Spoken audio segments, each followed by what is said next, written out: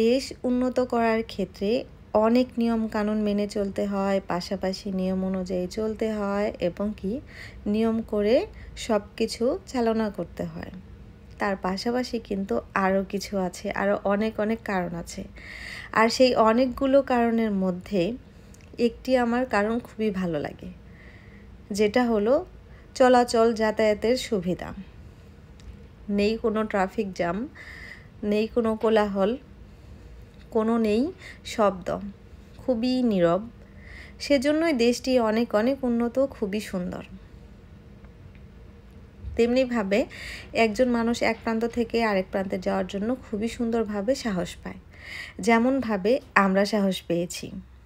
দেখেন তো, পাহাড়ের পাশ দিয়ে রাস্তা, কোনো কিন্তু বাড়িঘর নেই।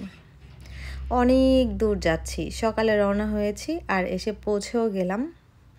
এখন আমরা কস্কো থেকে গ্যাস নেব গাড়িতে, তারপরে কিছু কেনাকাটাও করব। আর এই কস্কোটা কিন্তু আমাদের সারিতে না, এই কস্কোটা হলো ক্যামলপস, যেটা আমাদের বাসা থেকে যেতে লাগে 2.5 থেকে 3 ঘন্টা। মাশাল্লাহ, সকালে রওনা হয়ে তারপরে পৌঁছে গিয়েছি দুপুর সময়। দুপুর হওয়ার আগেই অলরেডি 11:30 বাজে, 11টা পৌঁছে গেলাম। এইখানে আমাদের চেনা পরিচিত অনেকগুলো ভাইয়া আছে, তাদের বাসায় আমরা যাব মাশাল্লাহ। আর সেই সাথে ছেলে মেয়েদের জন্য কিছু খাবারও কিনে নিলাম। রাস্তায় বের হলে আসলে বাচ্চাদের জন্য কিছু কিনতে হয়।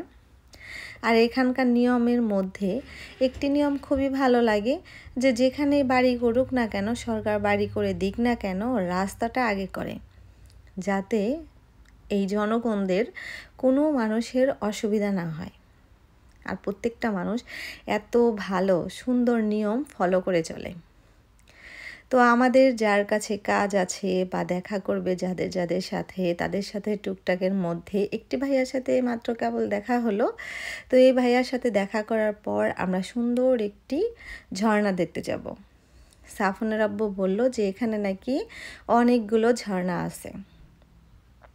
তো সেই সূত্রে ভাবলাম এসেছি যখন, তাহলে ঝর্ণাগুলো একটু দেখেই যাই। আবার কবে না কবে আসবো, যেহেতু অনেক দূর, 2-3 ঘন্টা জার্নি করে যেতে হয়। আর এদিকে সে জার্নি করে টায়ার্ড হয়ে গিয়েছে। ভাইয়াদের সাথে দেখা শেষ করলাম, একটি ভাইয়ার সাথে। ও একটু রাস্তার মধ্যে একটু ব্যায়াম করে নিল, মাথায় একটু পানি দিয়ে নিল। তারপর এখন রওনা হয়ে আমরা ঝর্ণার কাছে পৌঁছে গেলাম। ঝর্ণাটা কিন্তু খুবই সুন্দর, দেখবেন। আর ভিডিওটা এই পর্যন্তই। আশা করি আপনাদের সবার ভালো লাগলো। আর ঝর্ণাটা কিন্তু দেখে নেন। আল্লাহ হাফিজ।